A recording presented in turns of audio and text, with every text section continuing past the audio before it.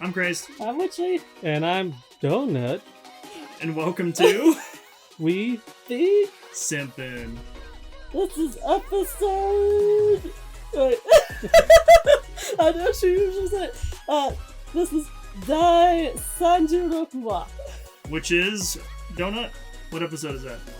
You know you're Japanese. I'm really rusty. I haven't done anything in months. 33? 36. Sorry. Episode 36. Sorry, I got a message and I thought I muted this, so... Yeah, no worries. Well, as you guys have heard, Migi is not here for this episode. She is going through some internet woes right now. So everybody say, fuck CenturyLink. Fuck CenturyLink. Fuck CenturyLink. All my homies hate CenturyLink. Let's beat they ass. And the topic of today's episode is Steel Ball Run. Or Jojo's Bizarre Adventure Steel Ball Run. I don't know how you want to call it, but... Netflix kicked out the Jojo's Bizarre Adventure. They're just calling it Steel Ball Run. But yeah. We know. But and Jojo fans know. But before all that, let's get into our Weebly update. So let's start with our personal Weebly updates. I'm going to throw it to Donut, because you are our special guest right now. I haven't had a whole lot of weebing going on, aside from we've been watching Attack on Titan again on Thursday nights with Mama Bear. Yeah. And aside from that, I've just been keeping saving up as much as I can on Wuthering Waves. I'm saving up for the Cyberpunk update that's supposedly going to happen soon. So Wuthering Waves, is that one of those like free-to-play? It's a free-to-play gacha game. This is the only free-to-play gacha game where I've gotten almost every character I've wanted without having to spend money on it. So that's pretty cool. What's the game about? Like, what do you do? Because I mean, I always look at these Hoyoverse games. Is it a Hoyoverse game? Nope. This one is, in my opinion, people might tear me apart in the comments for this, but it's a better Genshin Impact. Okay. You don't need to slowly climb everything. You could sprint up walls and stuff. I've been playing it for 6 or 7 months now. Wow. Every update they add like new events and mini games and stuff like that. So it's got a lot to do more than just the base normal action style gameplay nowadays. But I really like the characters that they come out with, and I've just been loyally sticking to it longer than I ever have any other free to play game. I'm trying to remember the last time we've done that. Was it Infinity Nikki? It was absolutely Infinity Nikki. Good, like and 4 months. Then they betrayed everyone, and we haven't gone back. Yep, not even their collaboration with Stardew Valley could pull me back. Yeah. I know, and I was surprised because when they announced that, I was like, "Oh my god, you going back and getting the dresses and stuff, like the Junimos?" One of the Junimos.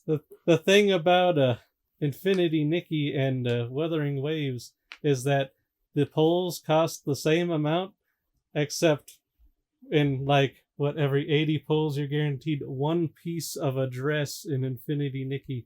At least as the last time we played. Yeah. Meanwhile, you get a guaranteed 5-star character, which is a whole different way to play the game in Wuthering Waves. And then within 120 pulls, you're guaranteed the specific one you're trying to get, whereas that's only a second piece of a 13-piece outfit in Infinity Nikki. Yeah. And yeah, I couldn't go back after rubbing assholes. Yeah.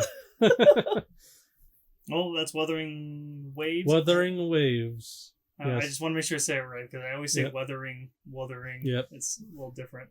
It's really good. Looking forward to the Cyberpunk update. That's really all the weeby stuff. Is that like the Edge Runners update, or is that just Cyberpunk in general? Data leakers seem to claim that they're going to add Lucy and Rebecca as characters. Ooh. And then people are at least theorizing that the specific data leaker, he likes to leave out a big part so people will be excited still. they're thinking that they're also going to add David, but That would be a big pull. but I'm not getting my hopes up. I'm just gonna see what happens. We never get our hopes up for David. Okay. Not after what happened. Not after the trailer for season 2. Just surprised they're still doing more of that.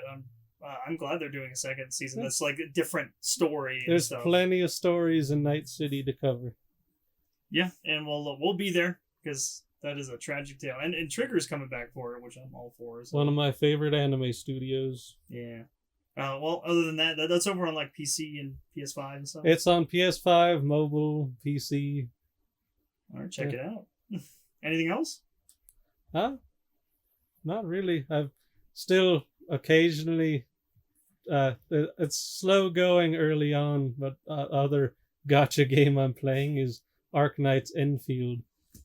I really enjoy the factory stuff, but with they only have like a update once a month, and once you finish your factory, get it kind of optimized, you just kind of hop on, collect your stuff, and then have to wait. Just get your dailies. Yeah. Yep. And just leave. So at the moment, my interest in that one's waning a little bit, but I'm not giving up on it just yet. All right. Well, that's Arknights as well. Enfield. I don't know. Yep. My 2 gacha games, which if you were to ask me a year ago, I would not have even considered playing, but here we are now. All right. Well, Witchley, over to you. Alright. Did I talk about this last time? I got a body pillow. No, you have not. Oh, You finally got a body pillow. Yes. Jinshi from Apothecary Diaries. Mm-hmm. I snuggled him every night. congratulations. Well, I'm in the corner, just Yeah. cold. I told you we could triple spoon last night. Oh. I gave you... Put him in the middle, sandwich him. No, you don't get to touch Oh, him. you get. You stay away Oh, from you're her, the Jinshi. sandwich. Don't we all dream of being the middle spoon? Honestly, I would be miserable being the middle spoon. But Jinshi's mine. It's the best of both worlds until you're overheated, sweaty, and uncomfortable. Yeah, so we bought it over at one of our local anime stores. Yes. They had one there. And they also had a Mau Mau. Yeah, I would have loved to get the mama, but I couldn't wrap my mind around spending $120 on 2 pillows. Oh my god. I still haven't seen your pillow in person. Oh my god! You'll have to show me later. Yes. Well, anything else other than the body pillow? I'm trying, I feel like there was, but I can't remember. Okay. Yeah. How about you? Well, Explain! well, I bought a very expensive figure of Violet Evergarden. She's doing this iconic scene from the show where she's running across a lake with her umbrella. Really, really cool. It was And, very good. Yeah, very detailed, and I always wanted a Violet Evergarden figure because it's in my top 10 anime of all time, and love having a Violet Evergarden figure finally. And I've never watched it, but it is a very nice figure. I'm gonna get you to watch it, and I think that's gonna be the one that's gonna make you cry. I'm gonna get you there. You haven't gotten me there yet. I've been so close. What was the closest one? I don't remember. There was something we watched within the last month or two, which got me misty-eyed, but no tears. Anna Green Gables? It might have been. I don't know. I can get choked up with sappy stuff pretty easily. There's something about the Violet Evergarden though that like tugs at you almost every episode. And then like the movie really fucking devastated me. And it's the side characters. It's not even necessarily like Violet Evergarden herself, but it's the people around her that she gets to know, and it's so good. I'm gonna get you to cry at one of these shows, and I think that's gonna be a close one. I'm hoping that does it for you. So I'll be honest when it happens. Other than that, though, as you guys have heard in between episodes of the podcast, we finally all finished up Attack on Titan. Got to the final season. We are rewatching it again, as we explained previously, with Mama Bear. Now she gets to experience the trauma. Yes. Once she's past the first 2 seasons, then she'll get to see some new shit. Yeah.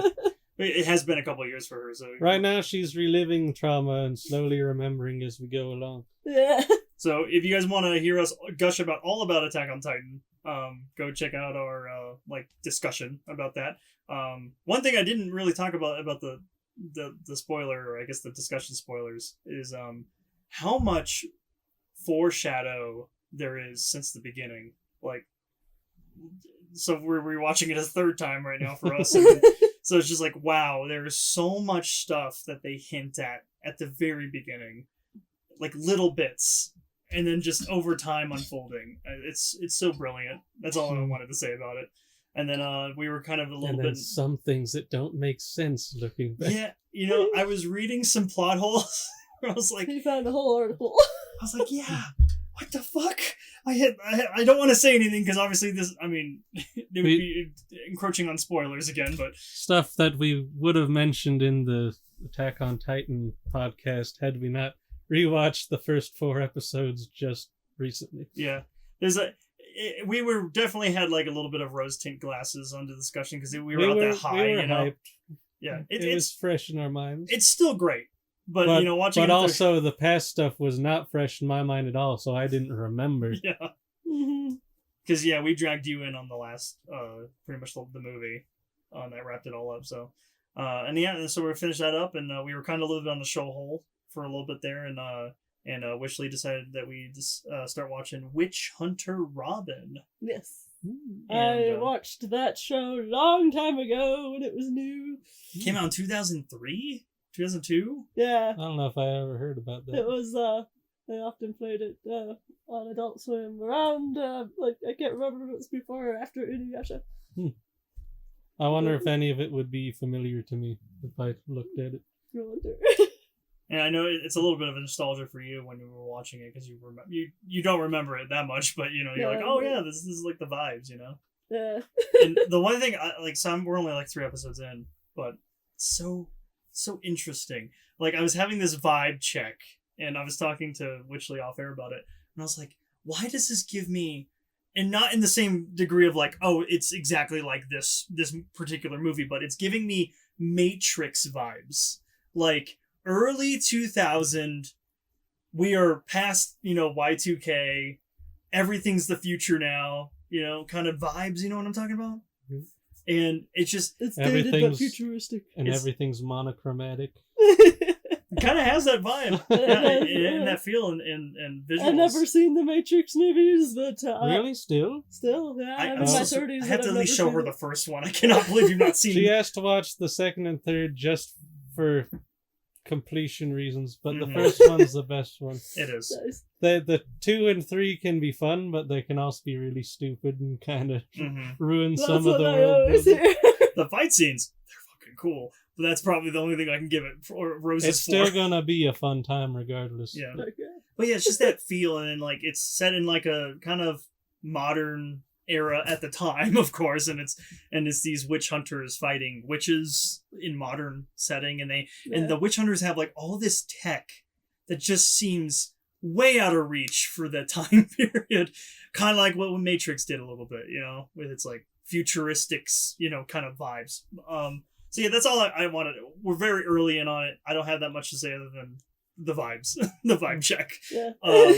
And then I've been playing, and I'm surprised you didn't mention this, Donut, but we've been playing Attack on Titan 2, The Final Battle. Oh, that's So- right. I was gonna mention. I was even playing more last night.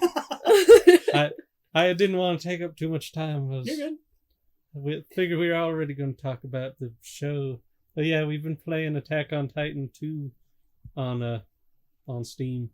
It's been fun. It's been fun. I'm playing ahead so I can help him with all of his story missions. Yeah, it's weird. So like we can't play story. Like, well, if we can play story missions together, but like one person doesn't get the progress, so we would have to play it twice. So you're just playing ahead. So it's like calling up a player in Monster Hunter, where other players can come join you and help. It's really cool though. Like, just feels like you're a scout killing a billions of Titans. It's awesome. I am terrifying on the battlefield. Titans fear me. Yeah, and we're kind of going through the whole story of Attack on Titan, and it's really cool. It goes through to the end of season 2, I think, and then the DLC does all of season 3, but that's from character perspectives that are already in the show, okay. not our customized characters. See, that's the coolest thing about this game is that you get to create your own scout, and you are following basically right next to Aaron in the gang, and like you're just basically experiencing the whole story with them as a scout because you joined them in the scout regiment and For everything. some reason, you were singled out amongst all the other cadets to pretty much join the scouts early. You're going out killing titans before you even get to the graduation ceremony. You're helping them clear out the wall after it gets all sealed. So you're just gifted. You're just there. You're like, you know what? You may not have been in the top 10 of the cadets, but you killed You're like definitely in the top 100 14. titans.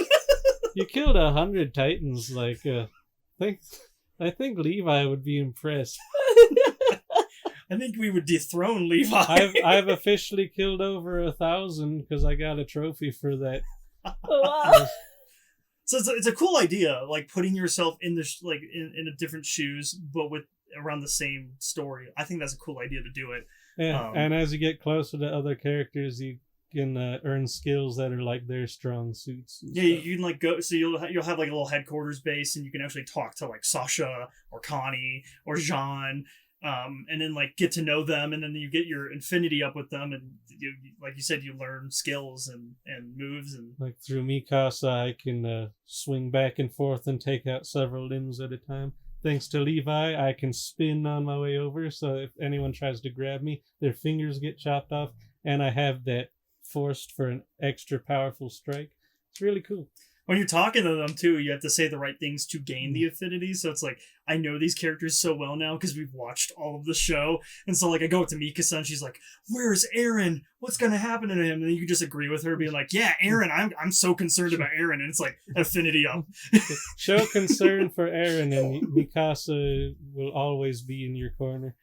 So really fun game. I'm enjoying it, and going through the whole story with you has been a blast, Donut. So yeah, and that's about it, unless we have anything else we want to talk about personal-wise. That's it? All right. Well, then let's head over to the news. So I'll go first. So there's a lot of announcements this week as the spring lineup, as the winter wrap-up is happening. We're finishing up winter. Spring's right around the corner. A lot of our shows are ending in the winter lineup, and now they are announcing a bunch of renewals. And one such one is The Dangers in My Heart season 3 finally got announced for 2027, I think. Is that what it says? I'm not looking at it. Why are you not looking at the news? Yes, You have a script. I do have a script. So yeah, Dangers in My Heart TV show season 3. I'm so excited because they just did the movie in February for Valentine's Day, which is it's kind of like a compilation movie. Oh, okay.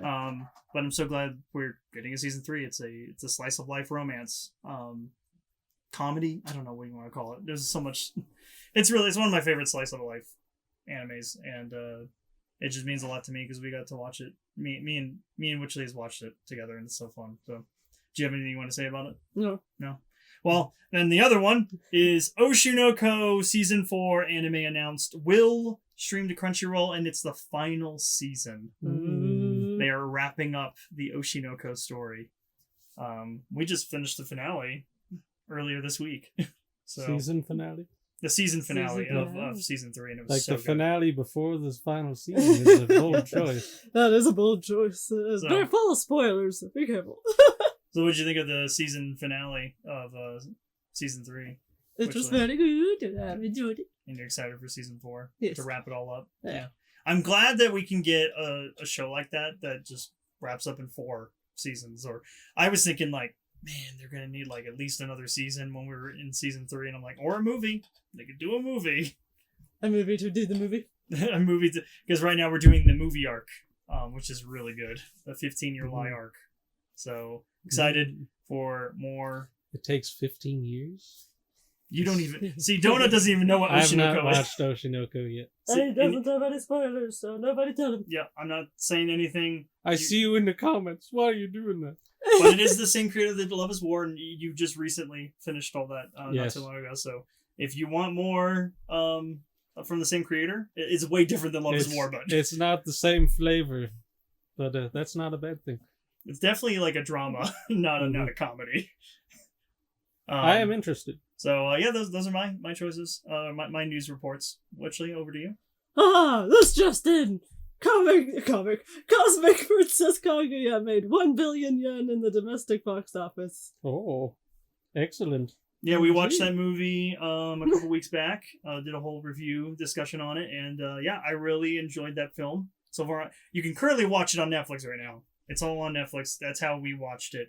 But I really like that it's making money outside of the Netflix, overseas. Yeah. So I think that's really cool, and it shows that it did really well for 1 billion yen. Yeah. So, and then my favorite tidbit of news: Frieren Beyond Journey's End anime announces season 3 premiere in October 2027. Oh, We have to wait till next year, unfortunately. over a year. Oh my god.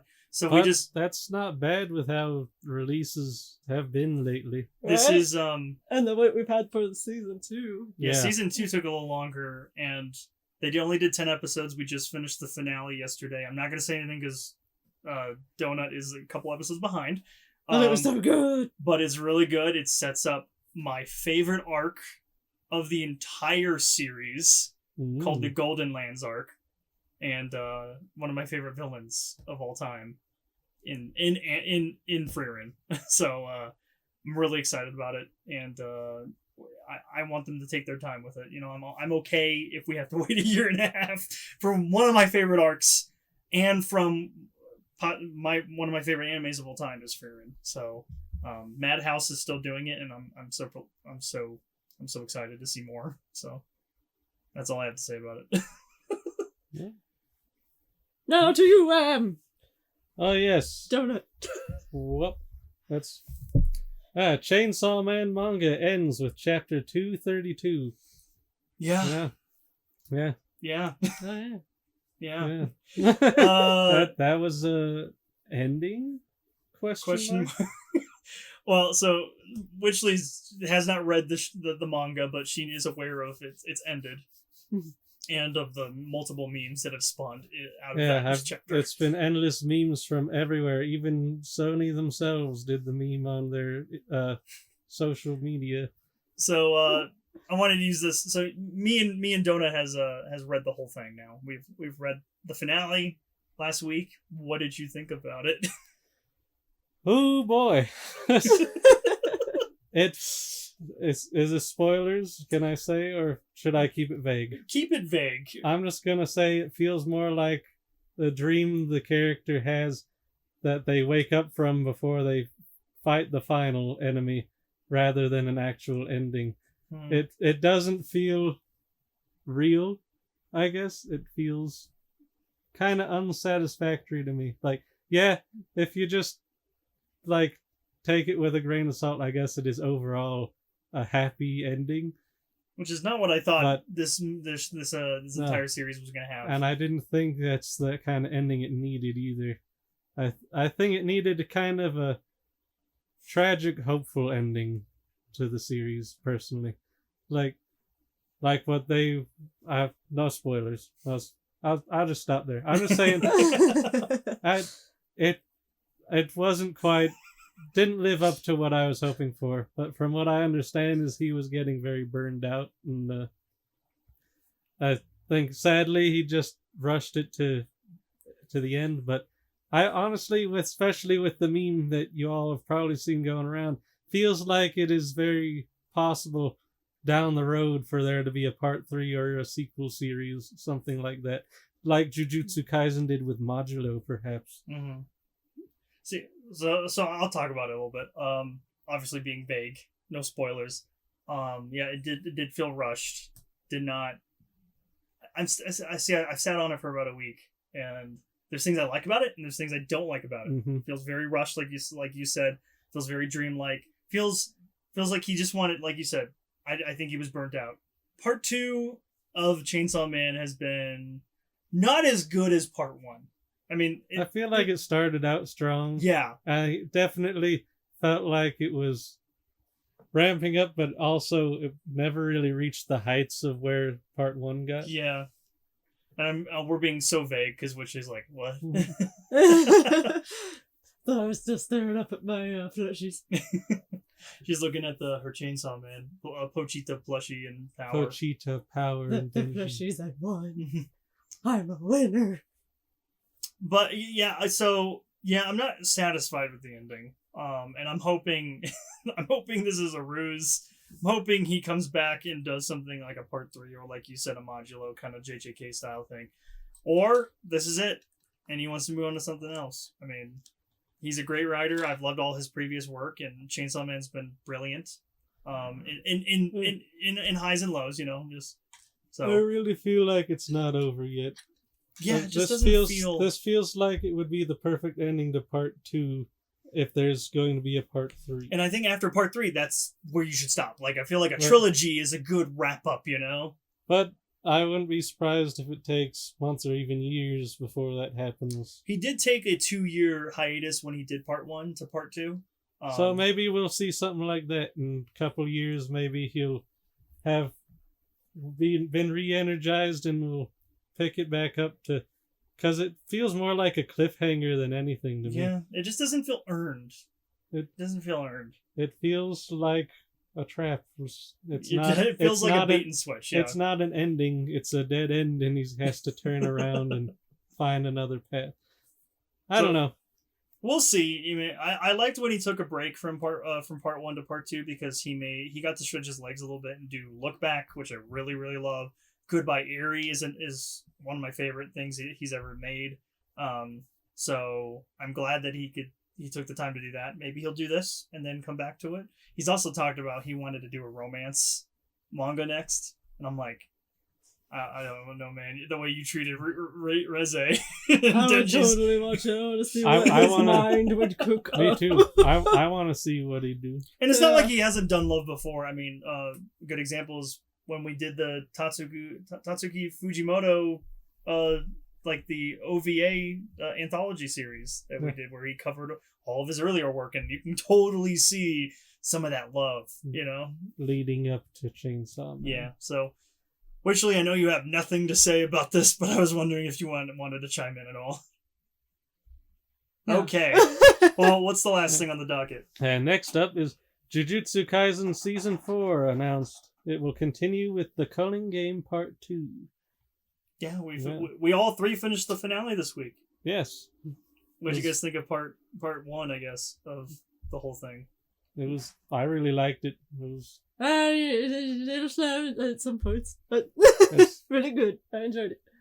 Yes, it really took its time at moments and then also really picked up at moments. If you asked me the rules of the Culling Game, I couldn't tell you because I slept through it. It doesn't matter as far as I'm concerned. That's the one thing I was concerned about this arc. Is if you get the gist of it, it's good enough because they feel overly complex, but at the same time, if you just kind of simple if you boil it down. If you boil it down to Battle Royale, it's basically just a Battle Royale, which with other sorcerers. That's basically it, and you get points. And it's like Fortnite where they brought in people that shouldn't be there, and it's. It's happening regardless. Yeah, that was the one concern I had with part 1, or at least just when they started the Culling Game after the Shibuya incident. Is like the Culling Game is a massive thing, and them trying to explain it was the weakest aspect of this entire show. Yep. There's an entire episode dedicated to them dumping. Literally info dumping for 25 minutes of them being like, "This is what the Culling Game is." Let's just sit here and watch. Tengen-sama yap for a bit. So that was the weakest part of the show, but yeah, the highs were those fights. The fights of the show. Brilliant action scenes, beautifully animated. Mm-hmm. Yeah, really well done. I liked all the rotoscoping they were doing in a lot of it. It was so fun to watch. That was. Yeah, I like them flexing different things with the animation this time around. Like Mappa's totally at a high right now with their animation and showing new things like the rotoscoping, because that's been kind of bleeding into the anime space. A good example of that was us talking about 100 meters a couple months ago, and that was all rotoscoping. It was amazing to look at. So just seeing technology like that advance and putting it into this show, so great. And fights are great. the lore, the story, the info dump, not so much. But yeah, I'm excited for part 2 because there's some crazy stuff. No happening, release date, right? Nope. They just announced it's coming, but no release date. Yeah, I imagine they're gonna say more about it in the summertime because their 15th anniversary is coming up. Yeah, that's what you're saying. Is they're gonna have news about it then? That and Chainsaw Man. They're probably gonna talk about the season 2 of Chainsaw Man, which is the assassin arc, is what they're calling it. So we'll know more. Stuff's gonna get even more brutal. Yeah. So, and you ain't seen nothing yet. No, you thought the Reze thing was insane. You have not seen anything. All right. Oh my god. But is that it for our news? That's it on my end. Okay, well, let's move on to the topic of the show, Steel Ball Run. Jojo is back, part 7. Yes, I've been waiting for it for a long time. Yep, and I'm gonna let you talk about it first. Overall impressions of first stage of Jojo coming back. First impressions, I was very impressed, and I actually really enjoyed how long the episode was. I feel like it got all that early exposition out and some lets you know which characters are going to be like main focuses, like, or at least early focuses throughout the season, and beautifully animated. I think they even did the CGI horses at points really good, and I'm just excited that JoJo's back. I'm looking forward to the ride. I'm gonna leave it there for a moment. Which Lee, you want to talk about Steel Ball Run? What would you thought about it overall? Cinema. Absolute cinema. Absolute cinema. I loved it. I was so excited for a new season of JoJo. I love that we're dancing around this. Stop right there. Christ. Gyro Zeppeli is really cool. Yeah. He's a hottie. He is. He is definitely husbando Joe Bro for this season. He is. So obviously we're dancing around some bigger news later that we'll get into later. Go ahead, give your thoughts. How'd you like the episode? I loved this episode. I am so glad JoJo's back. So after Stone Ocean, I was like, okay, I'm done. Stone Ocean, they capped it off. It's great. And then when you told me they're kind of like resetting the board, I was like, do I want that? I mean, you have so much history. You have 6 parts. This is like 150 episodes, and you're just kind of like throwing it out the window. And it's like, I was like, I didn't know how I felt at the time. This is years ago too. Mm-hmm. Like this was about a year or 2 ago when Stone Ocean finally finished up. So I was like, do I want them to reset the board? And I think over time, as we were waiting for this, I'm so glad JoJo's back.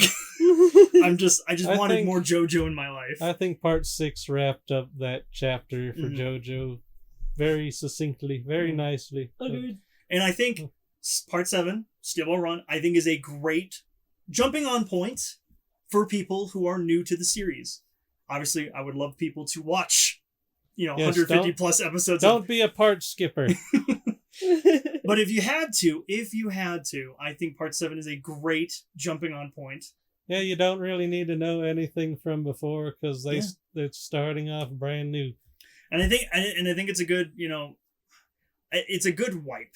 It's a good wipe to clean the slate off, especially for the author. I think at that point he got overwhelmed with how much he added at the time, with the Haman, and then kind of diverting away from Haman and doing stands, and I think he just wanted to focus on one thing, and I think with this wipe he can kind of just do that. He has a clean slate for a new story because getting to go back to eras rather than continue going forward in time too.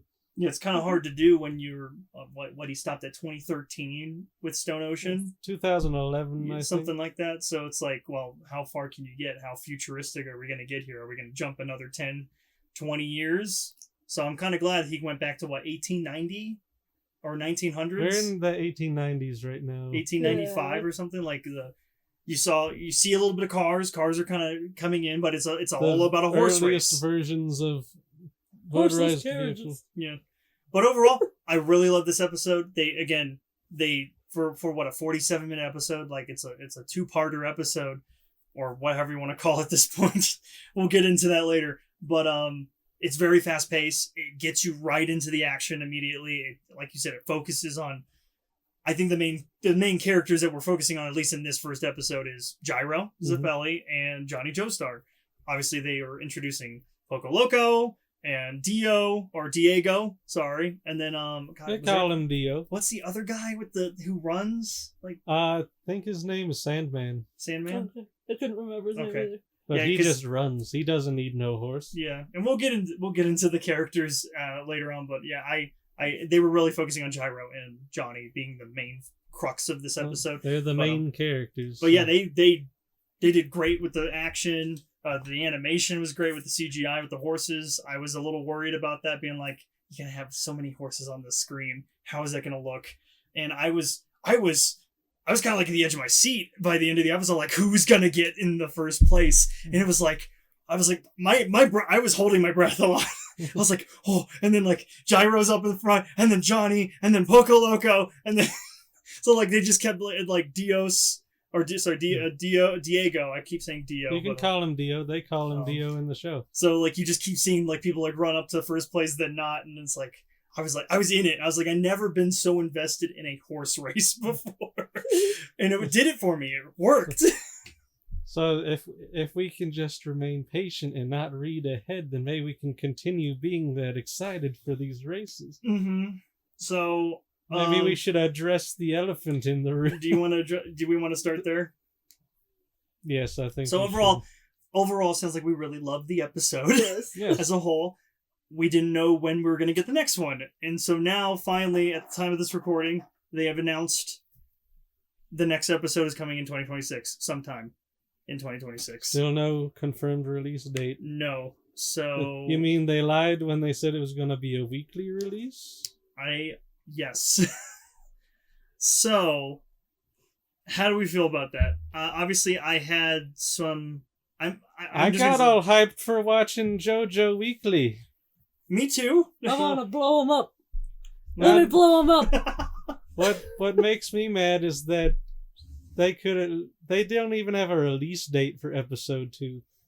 It's like, sure, if it was like a monthly hour-long episode, I could probably get behind that. But they don't even have a release date for episode 2. So the only thing they released today was a trailer for second stage, and if you know And it better not be one 26-minute long episode when it does come out. Yeah. It better be either several episodes or another really long one. it sounds like to me, and again, they have not given any more information other than this what we just said, but it sounds like to me they're doing batches again. Well, yeah, I feel like we knew they were going to do batches. I just thought it was going to be batches of like 10 episodes or something That's like what I they thought did. too.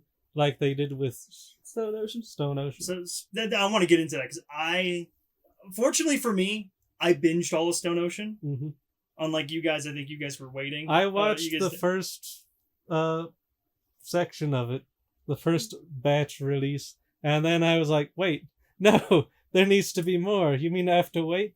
And then I forgot about it and then didn't go back to it until it was all out. And then believe you and me watched it together. Excellent. Yeah, so I'm going to go a little bit back again. Netflix acquired the rights to JoJo after part 5. So they started with Stone Ocean, finished up Stone Ocean, then we didn't know what they were going to do at the time. But how they did Stone Ocean, they did it in 3 or 4 batches of like 10 episodes or so each. Yeah, and, 3 or 4. and it took essentially a year, 8 months, I think, 8 to 9 months to get it all out. Which I'm like, I don't know if that's a good way to do it. Obviously, Netflix was experimenting at the time when they got JoJo, and now they're doing it again with Steel Ball Run, and I would don't rather like have a full season released. Yeah. So I'm obviously pissed. I'm upset with Netflix. What I want more than anything, though, is consistency. Yeah, Yeah. like why give us an episode in March of 2026 and then be like, what? They're gonna say what? September 2026 now? We have to wait. That's so many months.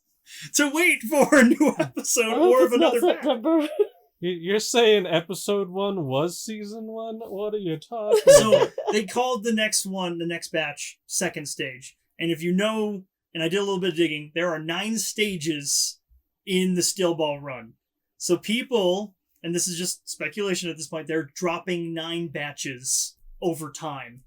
And people did the math being like, this could take years. This could take till 2028 at best to finish this up. And that is just so disappointing. Witchley, I'm going to throw it to you. I know you've been a little silent about our disdain here, but what do you think about this whole thing? It sucks. I know you want to blow them up. You did say you want to blow them I up. did say that, yep. Netflix, how dare. How dare. How dare you play with your loyal subscribers? Especially JoJo fans, because I'm like, I would have been okay of them waiting. I would have been gladly enough to wait another year if it meant we were going to get a consistency. I'm waiting a year and a half for Frieren season 3. Going back to that, you know, I want them to make the best quality episode, and them dropping it like this, you're gonna lose traction like Stone Ocean did over time, and this first episode's so great.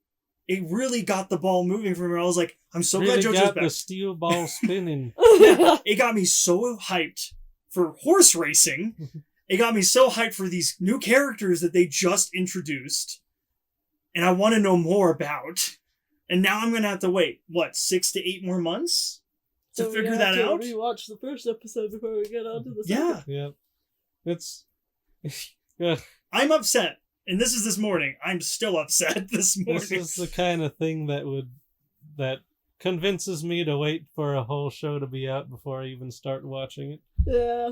It's like, we'll see if I'm even still interested when it's all out in 5 years. Alright. Hey, we managed to remain interested in Attack on Titan after all this years. Yeah, true. Except near the end, they did really good at actually getting it out. But yeah. And I get it. Animation's hard. I get that. I don't know the first thing about No animation. disrespect to the anime. Yeah, They're I'm not- doing a beautiful Well, I job. feel like you should extend the time, the deadlines, push it out further, and wait till you have more to put out. Yeah. I just feel like they were Just- trying to have their quarterly, earnings look good by being like, because by the way, first episode did numbers for Netflix. That I think like 4 million people watched it on release. 4 point something, if I'm not mistaken. I don't have the number on the top, out, but Maybe It was- they'll at least put more resources into it because of that. maybe Maybe so. so. I don't know, and I'm hoping we'll know more by summer and when we're gonna get when part 2 is coming Hopefully out. a lot sooner than summer. It's only the beginning of spring. I know. I'm upset. We're all 3 sitting here upset about what they're doing to our loyal JoJo fans and to JoJo, like to this franchise. Like Netflix is ruining this franchise. It was the most peak cock tease I've ever seen. Now, obviously, we love the episode. Do we want to talk a little bit more about the episode? Because obviously, now that we got the English out of the way, we can go into the So, thing a little more. I I want to ask you all, go ahead. what are your thoughts on the character designs? They're. I mean, it's JoJo. It's Yeah. JoJo characters. I like them. It feels very JoJo-y, and I like the strange spin on So- this time period. So I really like it. I can't attest to everyone's designs because I haven't read the part 7 manga yet. But the only thing I do miss is every time I've seen Johnny, he's had these like baggy jammy pants looking things, and I kind of miss those. He's got this like really low cut, super tight pants, and I kind of miss his star spangled baggy Pajamas. pajama pants. What about that's Dio's weird ass like triangle shaped pants? Yeah, Like, that's just not my taste, but from what I hear, that's just Is that a horse jockey? riding pants. that's like jockey Yeah. pants or Yeah. something. I don't know how it helps. I'd have to look into It it. feels like there's some wind resistance. I'm just saying. It's aerodynamic. It sends the wind to the sides. Well, I think obviously our I want to get into our favorite characters. I mean, I think we all have a favorite character in mind for this season so far after the first episode. Witchley. I was gonna say, should we all say it at the same time? Let's all say it at the same time. 3, 2, 1. Gyro. Gyro Zappelli. Gyro. There's a reason why he's everywhere when you look at Jojo in part 7, but just Jojo specifically, because generally I should say, because everyone has always loved Gyro ever since before I started watching the show. I've always seen him smiling with his grill. Jojo, no, go Zappelli. It's so cool. I like his whole aesthetic, his whole look looks amazing. He's got like the bounty and he's hunter. got balls of steel. He's got literally steel balls. got balls of steel. He's got 2 steel balls that Johnny wants to touch. You better not touch his balls, but that's all Johnny can think of. I want to touch Johnny wants to touch his balls. Well, but I think a lot of the fan base can agree. They can relate to that at this point. Okay, right. Is there any other characters we want to mention? Or, I mean, Johnny, Joestar. I've managed to keep it all fairly blind character-wise. I know vague plot points and probably some key plot points, but I was very surprised and entertained by Poco Loco. Yeah. Yes. His power is just luck. He's got luck. Luckiest dude. He's going to be lucky for, 2 months? It's like these next 4 months are going to be the luckiest time of his life. So. Oh, man, yeah, He's taking advantage of it. He's going for it. Yeah, I love that. So obviously we didn't really explain what the Steel Ball Run is about. We should probably get a little into that. Has anyone watched Cannonball Run from the 70s? I haven't. If you have, it's exactly like that. It's that, except instead of cars racing across America, it's horses, and it's like 80 years earlier than that. So that's essentially it's this whole event where it's a race across America for a stupid amount of money, especially for the time. It's even crazier than the money they were offering in Cannonball Run. Mm-hmm. And $50 million in 1890s America? That's a lot of That's stupid money. That's stupid money. That's gotta be like close to $1 billion in today's economy, if not more. But that's essentially the thing. You have a bunch of people that are just riding to these checkpoints to get to the other side of America. It's from San Diego or California to is it New York or something? I think it was San Diego, right?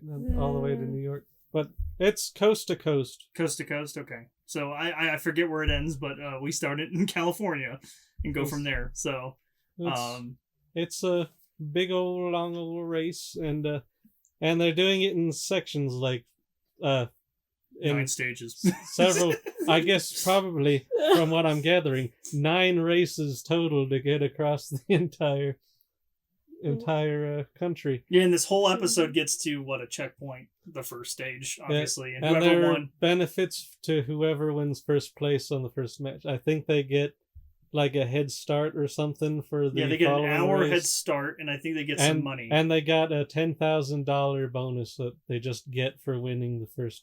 Yeah, so even if they don't win the end, they still get a little bit of cash. They've still come out positive from their original investment. Yeah, not a bad I think not a bad not a bad deal. Not a bad deal. Yeah. Obviously we're going into characters after I sidetracked to the plot. Poco Loco. He's a guy with luck, like you said. He's just a lucky guy. I love that he started dead last because he did not start on the race, and he's like, I still couldn't quite tell. I didn't look close enough at the hands, but he seemed to get his fortune told by this universe's Enyaba or Enya, if you're using the normal name rather than the localized name. She told his fortune and said that he's got the opposite of the bad pocket of his life. He's got the best part of his life coming up. He's going to have the best luck and he's just taking advantage great things. And he's taking advantage of it. He was just chilling. Then he saw that race on the newspaper and he was like, wait, how much am I going to get for this job that I'm just slacking off instead of doing? Enough. Exactly the entry fee to get this $50 million race going. Yeah. And then he starts dead last. Pretty much gets... He starts late. He starts late dead last. Then he gets up to the point where he's tied for first at the very end with 4 or 5 other people. One of the most ridiculous things... Some of the most ridiculous stuff that he gets up to is what he goes through the forest with Gyro, closes his eyes the entire time. He doesn't get hit by a single branch. And my favorite thing, which made it so JoJo-esque to me, where I was like, I'm so glad JoJo's back, is when he falls down. Gyro trips his horse, and he falls dust cloud, and then he's just sliding on a top of a dead cow, going, still keeping pace. That's one of the things I love about this author is that he writes himself in a corner that he has to get out of. He's like, how is Poco Loco going to save this? It's like, what ass pull to keep Poco Loco? The most bizarre way. There was a dead, very slippery cow corpse in the tall grass. And this is what I'm talking about, and I've said this before. Japanese Looney Tunes, come on! I mean, you can't see that and don't tell me that's not some Looney Tunes ass shit you've ever seen. For your argument, when we did that last time, most of that I would not say was Japanese Looney Tunes. Sure, there was a lot of slapstick feeling stuff, but not to the point of Looney Tunes. The cow scene specifically, with the absurd look of Poco Loco, sure, that's Japanese Looney Tunes. That's all I wanted. You got what you wanted. Someone named Poco Loco being the Looney Tunes, that's perfectly fitting. I feel like that tracks. Tracks. Witchley, do you have any thing you want to say about Poco Loco, or do you want to chime in on a different character?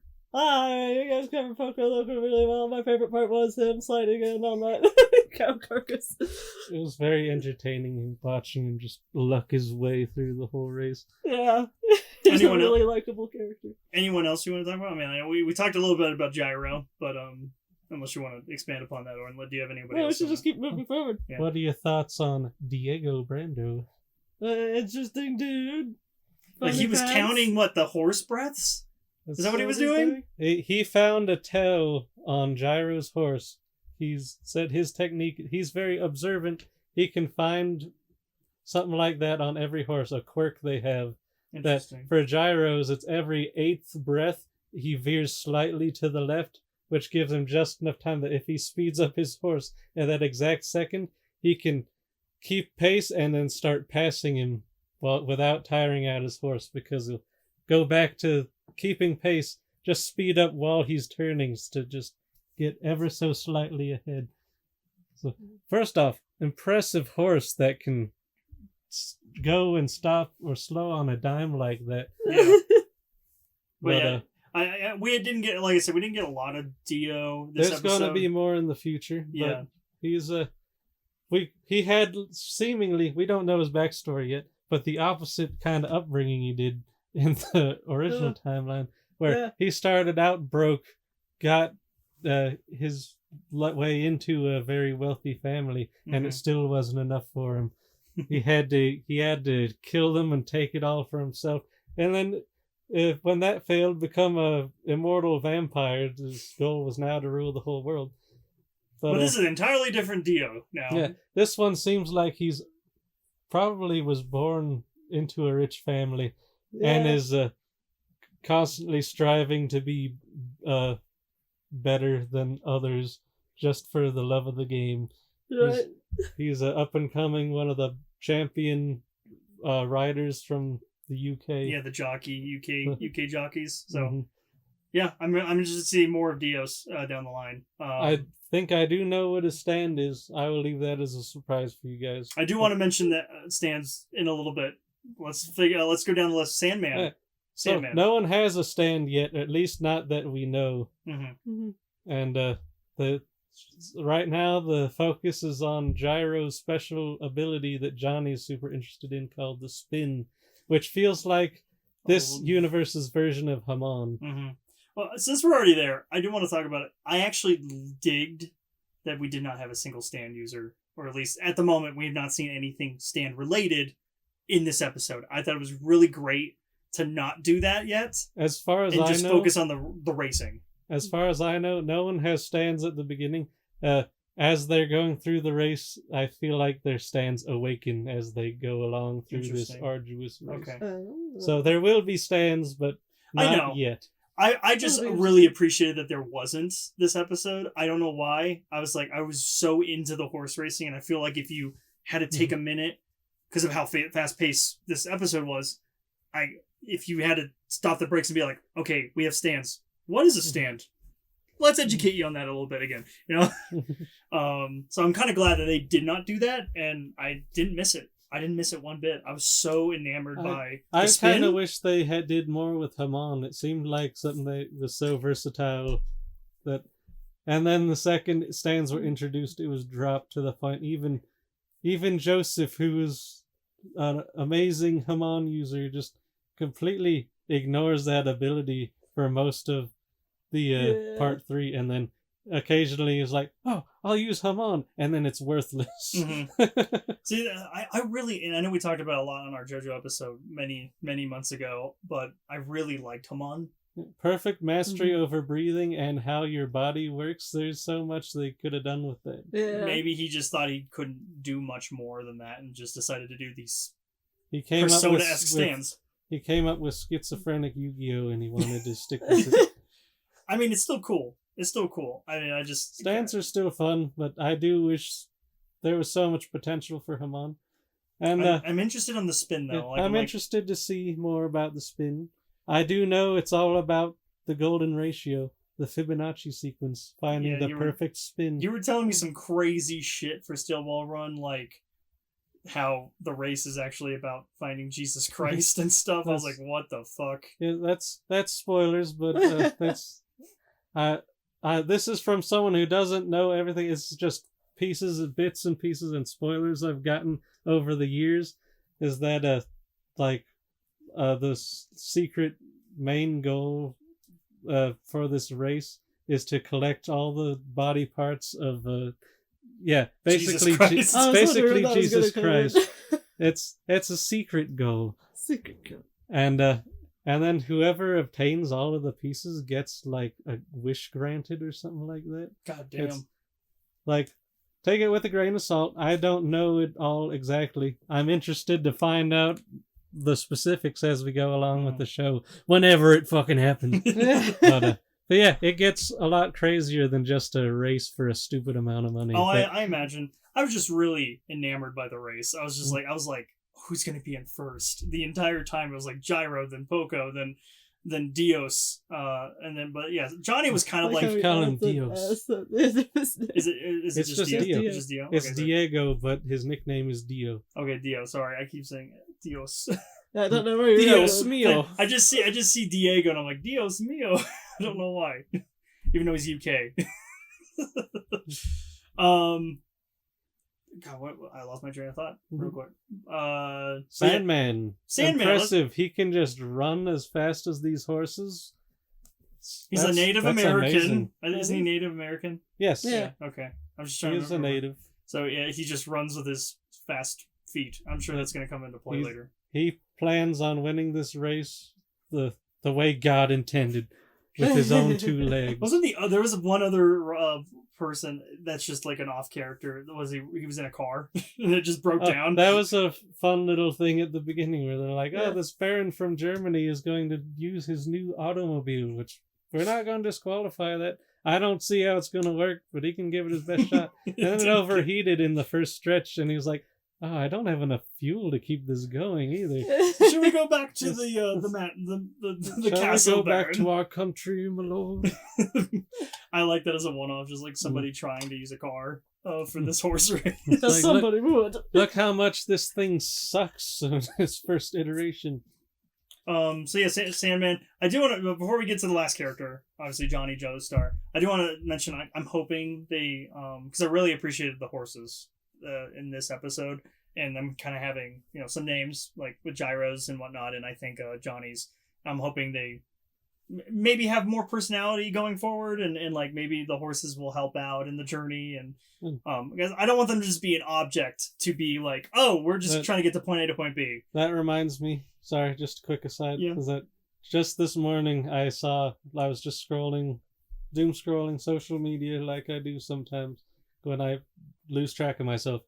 But I saw a fan-made comic strip where it was a Steel Ball Run, but Uma Musume. So all of their horses were ladies, and it was that scene where Gyro came up to the fence, and they just see Johnny clinging to this gal's leg, like, get off me, while stomping around. and Gyro's horse was like, hey boss, look, isn't that the guy from earlier? That's perfect. I was like, that's fun. I hope they do the whole series with that, because I want to follow and watch all of Steel Ball Run with Uma Musume horses. That sounds amazing. I think it's great that, again, they could have rode this high right now, because Uma Musume is so popular right now. Horses are the big thing for 2026. And they could have rode on this high, pun intended, on this horse trend, but no. So, I guess we'll get into Johnny Joestar and I kind of wrap this all up. Johnny Joestar, what do you guys think of the Jojo of the series? Witchley? I'm hoping he'll have some good character growth, because right now he seems like a putz. He's a stuck up douchebag, too good for anything type. I do know that Steel Ball Run is also largely a redemption arc for him. Okay. Good. Like, we saw how bad he was, and he's had a rough time since he got crippled, but it was all deserved. I feel like he deserved it, and we're gonna see how he can redeem himself throughout the race. Heck yeah. Yeah, I did like seeing the backstory of like how did he become disabled. And how is he in a wheelchair? And I'm like, okay, well, this is interesting. But yeah, he's a piece of shit that kind of deserved it. So he's very full of himself, very selfish, doesn't care entitled about anyone else. Yeah, very entitled. So, and then like when he finally sees Gyro spin, he accidentally touches an arm. Doesn't he touch like the other guy? He touches the ball after it was still spinning in the holster after he took out the other dude. And it got him straight up. And then, when he touched it, it caused him to stand straight up, and now he thinks it's the secret to him being able to walk again.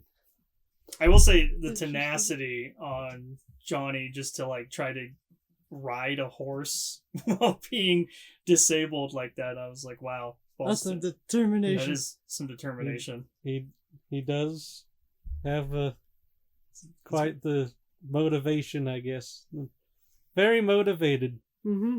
Yeah. It was cool to see him not be like he is important to the story, but like they were really focusing on like Gyro this episode, and you can kind of just see Johnny in the background just narrating me like, oh my god, I can't believe Johnny or Gyro did that. That's crazy. He's kind of like the Speedwagon moment right now. There are exceptions to the rule, but several, I think maybe even half the JoJos are intentionally not as interesting as the side characters. They're just what's moving the plot forward type of deal. Yeah. Like Jonathan, love him, my precious boy, but he's not very interesting as a character himself. We don't really Joseph, get a lot of... He was the driving force and what kept me coming back. He was the most interesting character. See, they could have gave us more time with Jonathan. You only get him for like 6 episodes. Yeah. He has a shorter life. Yeah, that's true. And the shortest part. And I think Joseph's the longest running JoJo, really. He's the one that lives till old age. Yeah. And then Jotaro, he goes back. He's badass, but he's not as interesting as the side characters who feel like they get a lot more screen time than him throughout all of part 3. God, I think... We call it part 3 Polnareff's Bizarre Adventure. Because it feels... Every time something interesting happens, it's when Polnareff goes off on his own. God, yeah, you're right. Oh yeah. I can't really defend that because it's exactly what you said. Joseph's probably the biggest JoJo of the entire show. He has the most personality. He does. because everyone else is like, He is so flawed as well. Yeah. It feels like it alternates because Jonathan is a not super interesting, lovable, but not super interesting. Joseph, real rascal, being very interesting, very enjoyable every time he's on screen. Jotaro, kind of boring, but badass, moves plot forward. Then Josuke, he's entertaining. He's fun to watch. He has a quirk. Every time you say something bad about his hair, your ass is grass. Then Giorno, back to kind of boring. Very interesting ability, and his goals are what are moving the plot forward. Then back, it goes to Jolene, who is very interesting.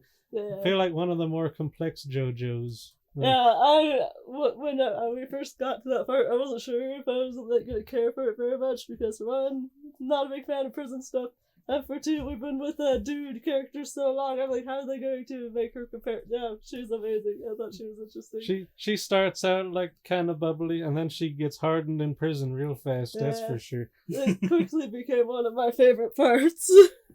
And then now we're at Johnny Joestar. So he is interesting enough to move the plot forward, and you want to see how his character develops, but the side characters are what grips you early on. Like, ooh, this gyro guy's chasing. I want to chase him too, because that's interesting. Who doesn't want to run after Gyro? Come on, guys. Big swinging steel balls. Yeah, I want to touch his balls. His steel balls. They make you stand right up. Yeah, so yeah, like right now, Gyro and Poco Loco are my favorite characters of this episode of Steel Ball Runs thus far. I'm very interested to see more of Gyro, learn more about the spin and his stand in the future. See where it all leads. Yes, want to find out more about Diego Brando.